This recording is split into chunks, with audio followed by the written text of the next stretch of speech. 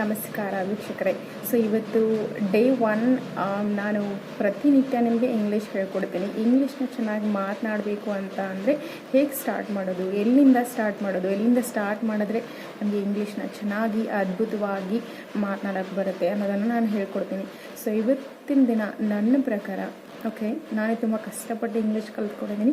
So English ಮಾತನಾಡಲಿಕ್ಕೆ ಬರಬೇಕು ಅಂತಂದರೆ ಮೊದಲನೇದು ನೀವೇನು ಮಾಡಬೇಕು ಅಂತ ಅಂದರೆ ನೀವು ಕ್ರಿಯಾಪದಗಳನ್ನು ಕಲಿಬೇಕು. ಕ್ರಿಯಾಪದಗಳು ಅಂತಂದರೆ ಆ್ಯಕ್ಷನ್ ವರ್ಡ್ಸ್. ಸೊ ನಾನು ನಿಮ್ಗೆ ಹೇಳ್ತಾ ಹೋಗ್ತೀನಿ. ಸೊ ನಾನು ಹೇಗೆ ಹೇಳ್ತಾ ಹೋಗ್ತೀನೋ ಹಾಗೆ ನೀವು ಪ್ರಾಕ್ಟೀಸ್ ಮಾಡಿದ್ರೆ ಖಂಡಿತ ನಿಮಗೆ ಇಂಗ್ಲೀಷ್ ಭಾಷೆ ಸುಲಭವಾಗುತ್ತೆ. ಸೊ ಕೆಲವು ಆ್ಯಕ್ಷನ್ ವರ್ಡ್ಸ್ಗಳನ್ನು ಹೇಳ್ತೀನಿ. ಸೊ ಅದರ ಕನ್ನಡ ಮೀನಿಂಗ್ ಕೂಡ ನಾನು ನಿಮ್ಗೆ ಹೇಳ್ತೀನಿ.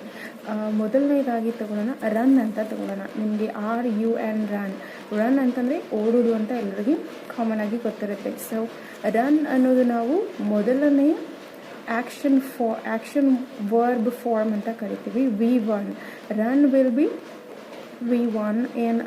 ಅದರ ಎರಡನೇ ಫಾರ್ಮ್ ಏನಾಗುತ್ತೆ, ರ್ಯಾನ್ ಅಂತ ಆಗುತ್ತೆ, RAN. ಅದರ ಮೂರನೆಯ ಫಾರ್ಮ್ ಏನಾಗುತ್ತೆ, RUN run, ran, run. So ಈ ಮೂರು ಫಾರ್ಮ್ಗಳು ನಿಮಗೆ ಬರಬೇಕು. ನೆಕ್ಸ್ಟು ಸ್ವಿಮ್ ತಗೊಳ್ಳೋಣ. ಸ್ವಿಮ್ ಅಂತಂದರೆ ಈಜಕ್ಕೆ ಹೋಗೋದು. So swim, swam, swam.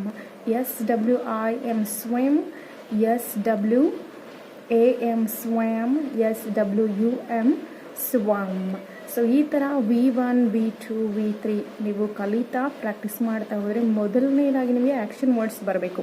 Action words ಬಂದ ತಕ್ಷಣ ನಿಮಗೆ ಮುಂದಿನದನ್ನು ಹೇಳ್ಕೊಡೋಕ್ಕೆ ಬರುತ್ತೆ. ಸೊ ನೆಕ್ಸ್ಟ್ ವರ್ಡ್ ತಗೊಳ್ಳೋಣ.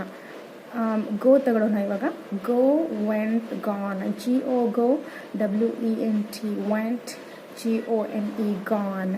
So then say, said. SAY say, SAID sad, SAID.